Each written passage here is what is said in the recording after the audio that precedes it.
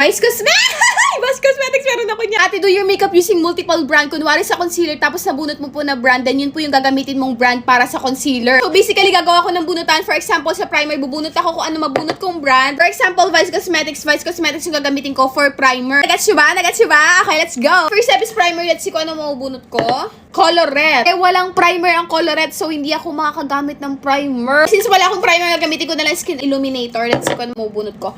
Lovely Cosmetics! Gagamitin ko yung kanilang Beyond Blur. Bet na bet ko to. Brush na lang din yung pag-blend ko, parang foundation. Blend ko na siya. Next step is foundation.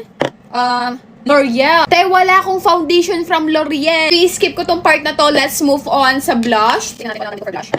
Focallure. Ito lang yung blush na meron ako from Focallure. Sayang hindi ako nakapag-foundation. In fairness, very natural. Ang lakas maka-fresh. Next step is contour. Let's see. Elf. Wala akong pang contour from Elf, so i-skip ko tong step na to. Next step is concealer. Sana meron akong product na to, Get Ready With Me. Meron akong concealer sila dito. Ito yung bago nila. Ito yung gagamitin ko for my under eye. Ngayon ko lang magagamit itong bago nilang. Itong lumang version, yung mas darker shade, gagamitin ko to spot concealer. Medyo antayin ko na tumatuyo. Next step is kilay. Brow pen or brow pencil. Rare Beauty. Wala akong. Blend ko na lang muna to bago ko ma-high blood. Na-blend ko na yung aking concealer. Next step is powder. Ito kailangan ko talaga makapag-powder. Kasi sabi ko sa inyo. Colorette.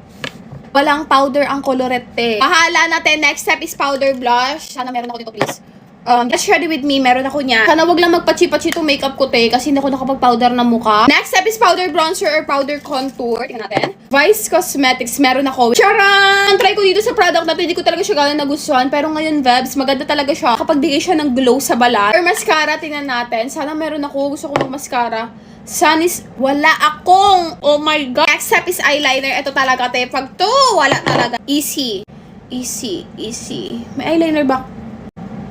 Ay, kala mo, meron ako, Usually, brow pen din naman yung ginagamit ko for my eyeliner. Finally, dito na tayo sa lips. Tingnan natin kung ano yung gagamitin ko for lip liner. Vice Cosmetics, meron ako niya. Lip liner ko from them. Oh my God, akala ko na wala na to. Finally, lipstick. Tignan natin. Ano? Maybelline. Ito yung gagamitin ko, yung Maybelline Super Stay Matte Ink. Feeling ko medyo ma-orange yung kulay nito para sa akin. Last and final step is setting spray. Ang gagamitin ko is from Focallure. Wala ako niyan, so wala tayong setting spray. Pero anyways, I think this is the final look. Okay naman yung itsura niya. Ayoko lang yung lipstick kasi hindi siya bagay sa akin. Pero anyways, let me know kung meron pa kayong other challenges dyan.